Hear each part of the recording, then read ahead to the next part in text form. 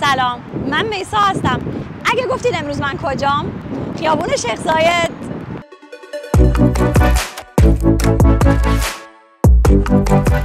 اینجا یکی از خوشگل‌ترین خیابون‌های دبیه. در واقع یه شاهرگ اصلیه که 7 عمارات رو با هم متصل میکنه.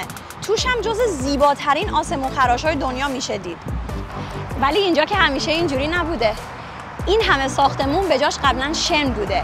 تعداد شترها هم شاید خیلی بیشتر از تعداد ماشینا بوده.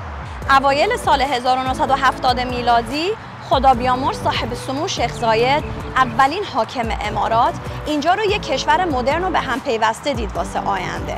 خواست یه جاده‌ای بسازه که همه امارات رو به هم متصل کنه و به ترویج توسعه اقتصادی هم کمک کنه.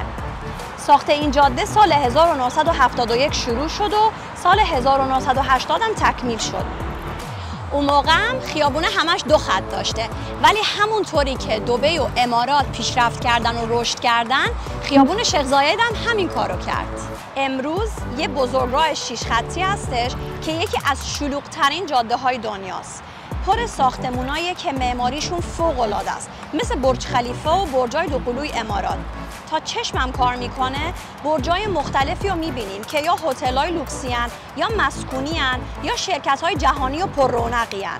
تحول این خیابون یه بازتابیه از تحول خود این کشور، از یه بیابون ساده به یه کشور پیشرفته و لوکس توی مدت زمان کوتاه. تا ویدیو بعد.